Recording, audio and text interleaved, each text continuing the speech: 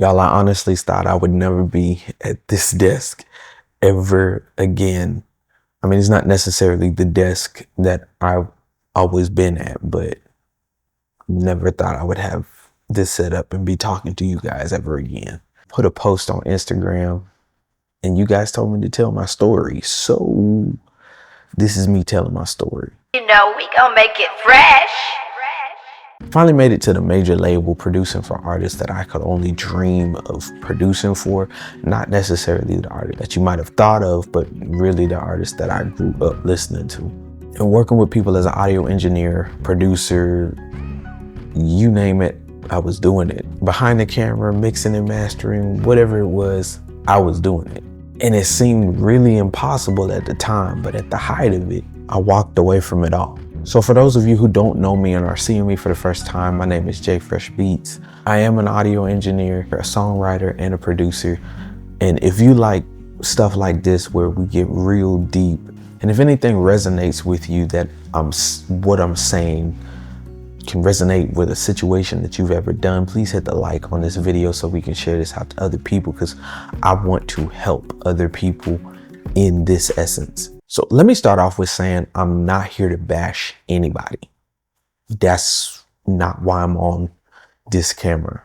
I don't get any gain from bashing anybody. I'm only responsible for my actions, so I'm only going to talk about my actions. So I'm going to ask you guys a question. What happens to a producer when you take away his sound? Is he still able to create, or is he lost?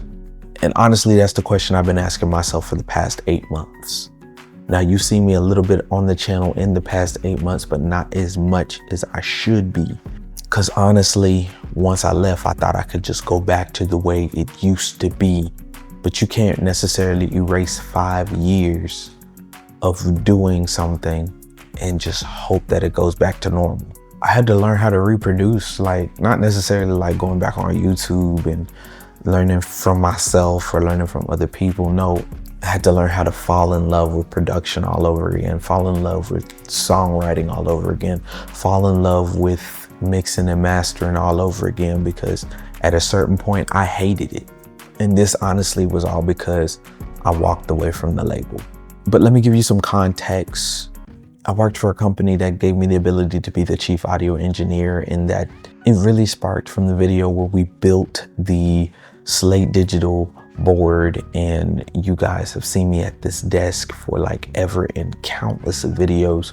The Slate Digital desk, the Roland Cloud, the Rodecaster Pro setup, and countless of other videos. We started working with an artist, and that artist ended up propelling us to a different level in the gospel industry. And we were then signed to a major label. And I'm not necessarily going to put that label on here, but you can do your research. And then we released a lot of music for not only the artists that we were signed onto, but we also released a lot of music for other artists as well.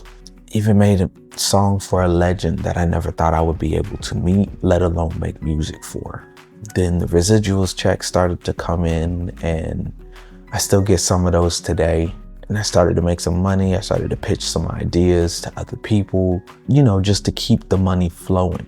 Then I started to write songs the best way that I knew how to, you know, just to get money from both sides.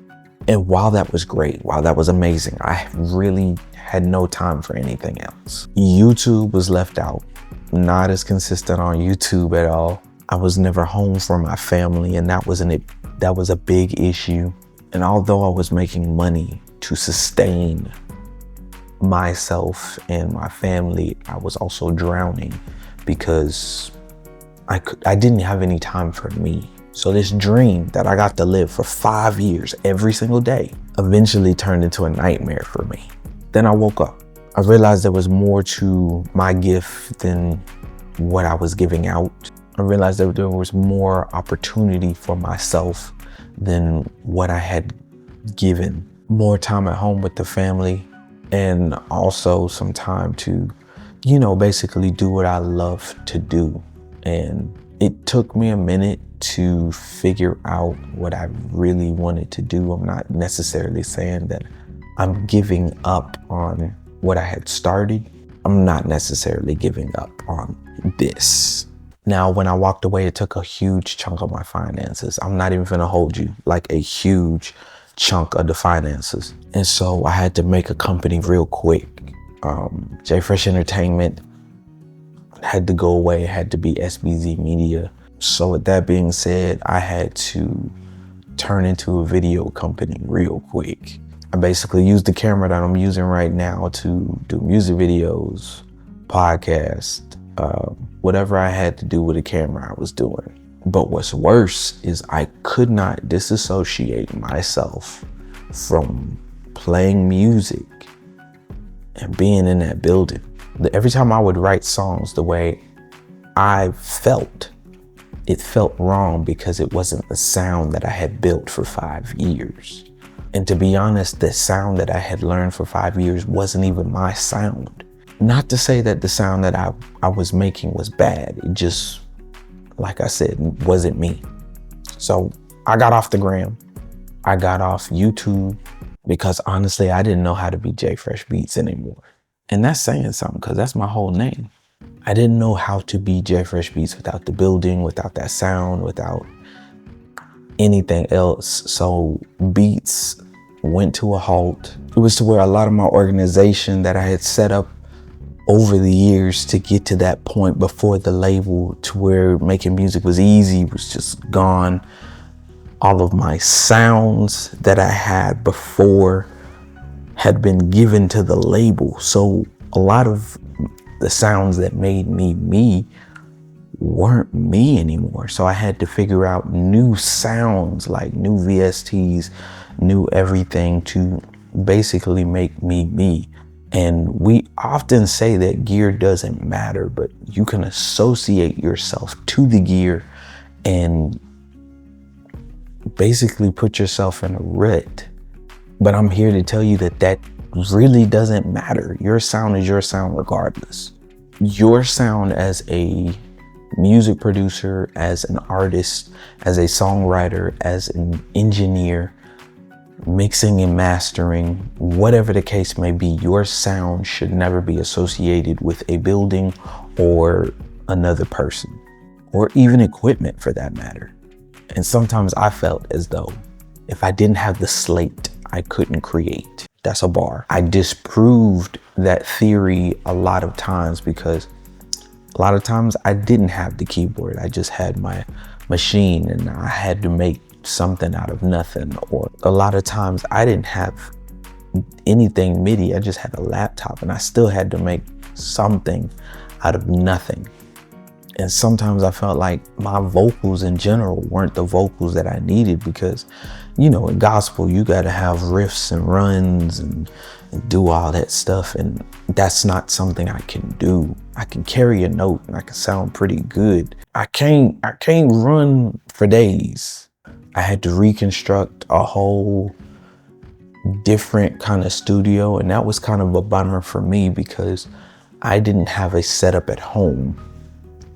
I was relying so much on the setup in the building. So my HS8s, I didn't have those anymore. I had to get HS5s.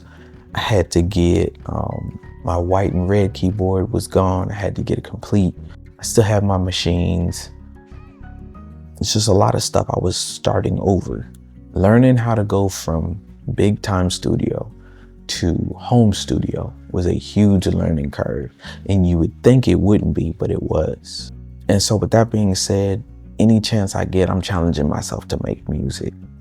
If I'm just at the house doing nothing, I'm challenging myself to make music because it's a growing process, whether it be just beat making or whether it be with vocals, whether it be with anything, I still have to make music. And then honestly, I just want to document the process. So like if you want to come along for the ride, I'm documenting this process.